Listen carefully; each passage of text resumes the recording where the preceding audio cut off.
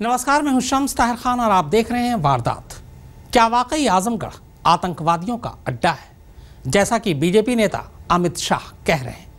और क्या सचमुच आजमगढ़ की पहचान सिर्फ अबू सलेम और दाऊद इब्राहिम जैसे लोगों से है? क्या सच में आजमगढ़ इतना बुरा है? क्या यहाँ के लोग इतने खतरनाक हैं? अगर आपको इन सवालों का जवाब जानना हो तो बस एक बार आजमगढ़ घूम आइए या फिर उसके इतिहास पर नज़र दौड़ा लीजिए।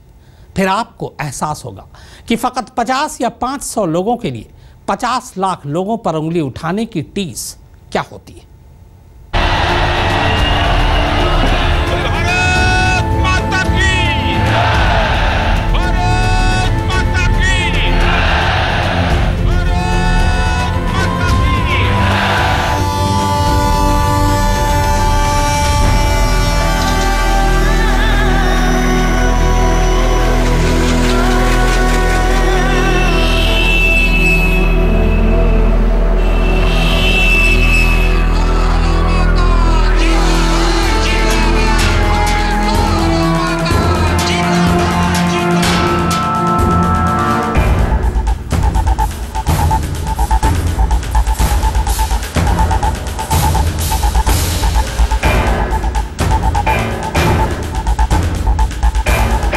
आजमगढ़ को आतंकवाद का अड्डा बना दिया।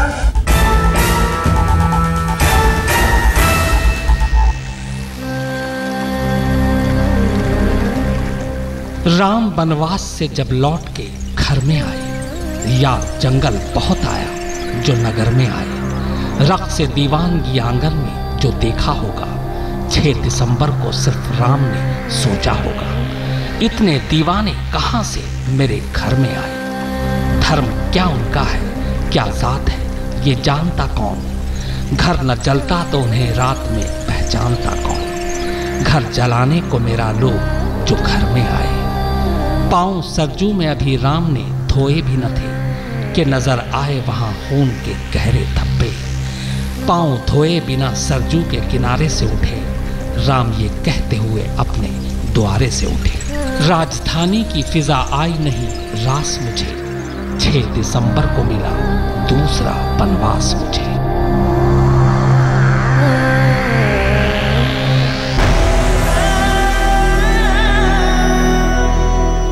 क्या खूब कहा था कैफी आजमी ने। जी हाँ, आजमगढ़ी कैफी आजमी ने। कैफी राहुल सांकृत्यायन, अल्लामा शिबली और वीर कुंवर सिंह की जमीन है ये, जो आज इस कदर बदनाम की जा रही है कि इसे आतंकवादियों का अड्डा तक बना दिया गया।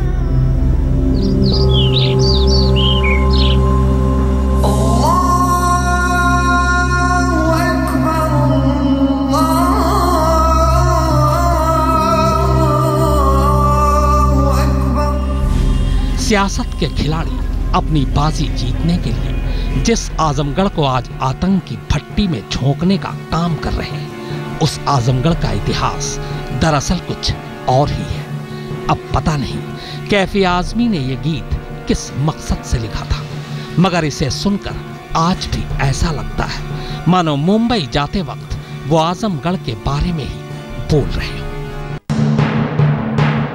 बम कोई नई चीज नहीं है, मुजरिम कोई नया नाम नहीं है, दहशत कोई नई सोच नहीं है, और इन सब के बीच पिसता हुआ आम आदमी कोई नया मंजर नहीं है। लेकिन जो नया है वो ये कि एक बार फिर एक ऐतिहासिक शहर को आतंकवादियों का अड्डा बना दिया गया है।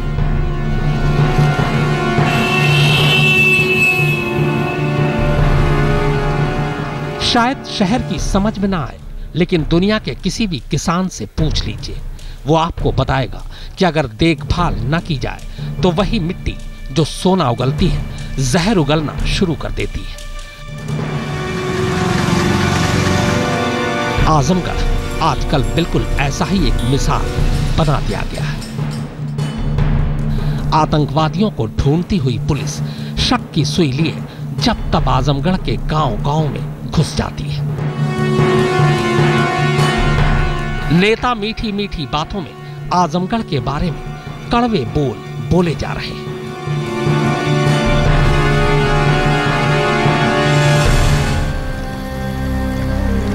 पर सवाल यह है कि 50 लाख की आबादी वाले इस पूरे शहर को फकत 50, 500 या 5000 बुरे लोगों के लिए यूं बदनाम करना कहां का इंसाफ है। पूरे आजमगढ़ को आतंकवादियों का अड्डा बताना कैसी सियासत है।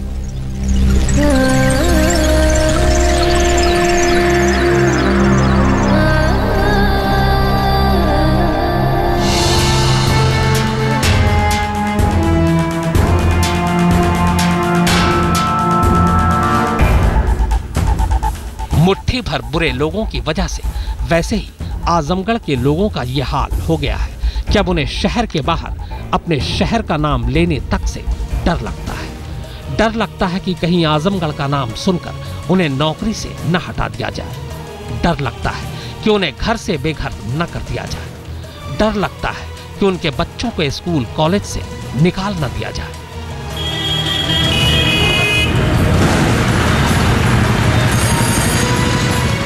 पहले से ही डरे हुए ऐसे शहर को नफरतों के ऐसे बोल से और डराने से ही क्या अच्छे दिन आएंगे?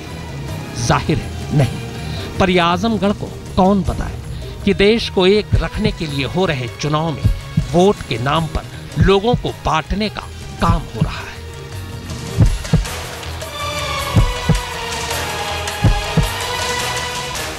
आज तक ब्यूरो।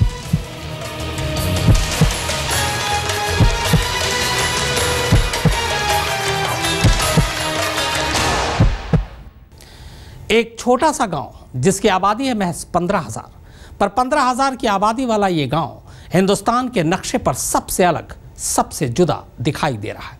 जानते हैं क्यों?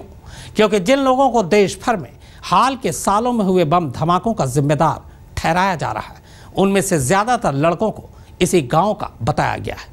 पर क्या वाकई आजमगढ़ का ये गांव ऐसा ही है या फिर इसका सच कुछ और है?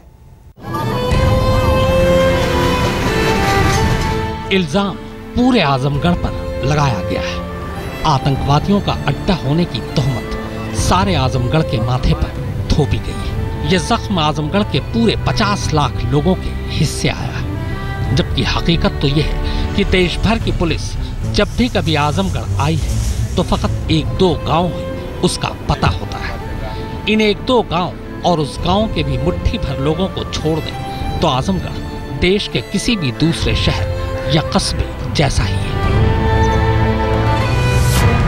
संजरपुर गांव आजमगढ़ शहर से करीब 30 किलोमीटर दूर, लगभग 15,000 की आबादी वाला यही वो गांव है जो पिछले कुछ सालों से हिंदुस्तान के नक्शे पर सबसे अलग नजर आने लगा है। अगर दिल्ली और मुंबई पुलिस के दावों पर यकीन करें तो हाल के सालों में देश भर में जितने भी धमाके हुए हैं, उन धमाकों को अंजाम देने वाले ज्यादातर लड़के इसी एक अकेले गांव के हैं।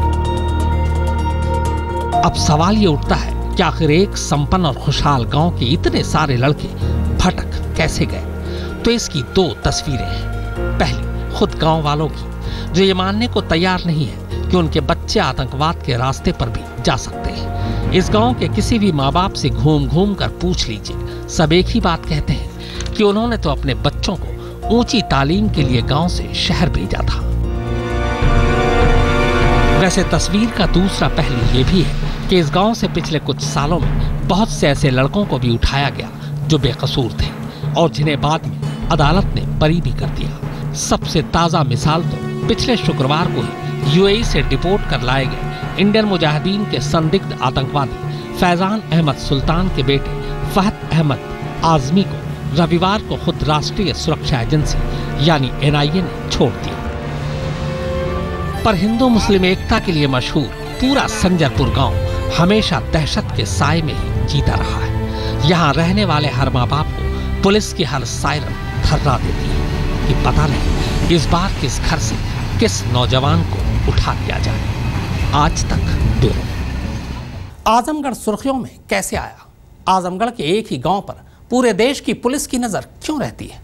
अगर इस गांव में वाकई आतंकवादी बसते हैं और यहाँ के लोग देश और अमन के दुश्मन हैं, तो इनके दिलों में यह नफरत और दुश्मनी किसने भरी? कहीं आजमगढ़ के नौजवानों को सराय मीर और सराय मीर की वो ऊंची इमारत तो नहीं भटका रही? आजमगढ़ से कुल 30 किलोमीटर दूर सराय मीर। कई 100 साल पहले एक मीर साहब ने इस सराय को बसाया था, इसीलिए इसका नाम सराय मीर पड़ा। लेकिन बदकिस्मती से अब ये कस्बा किसी मीर साहब के नाम से नहीं बल्कि अबू सलेम के नाम से जाना और पहचाना जाता है। हालांकि यहाँ के पुराने बाशिंदों को ये बात पसंद नहीं, बल्कि वो तो यहाँ तक कहते हैं कि अबू सलेम सराय मीर का है ही नहीं, वो तो कहीं और से यहाँ आकर बसा। पर सच्चाई यही है कि सराय मीर के सीने पर खड़ी ये इमारत ही इस वक्त सराय मीर की सबसे बड़ी पहचान है। कहते हैं कि इस इमारत से ऊंची सराय मीर में दूसरी कोई इमारत नहीं है, और बस यही वो ऊंचाई है जो यहाँ के बहुत से नौजवानों को जुर्म की गहराइयों में धकेल रही है। गांव का मामूली अबू सलेम बनकर इतनी ऊंची इमारत खड़ी कर सकता है, इतने पैसे कमा सकता है, फिल्मी हीरोइन के साथ रोमांस कर सकता है। कहते हैं कि सलेम ही वो डॉन है जिसने पहली बार मुंबई में सराय मीर के लड़कों का इस्तेमाल बतौर शूटर किया। उसी ने यहाँ जुर्म की बुनियाद रखी। उसी के बहकावे में आकर पहली बार यहाँ के लड़के सराय मीर से बाहर निकले। वो सलेम ही था जिसने यहाँ के लड़कों को मुंबई का रास्ता दिखाया। तंजीम हैदर के साथ शम्स ताहिर खान, सराय मीर, आज तक। तो वारदात की इस खास पेशकश में फिलहाल इतना ही, मगर आज तक पर खबरों का सिलसिला लगातार जारी है।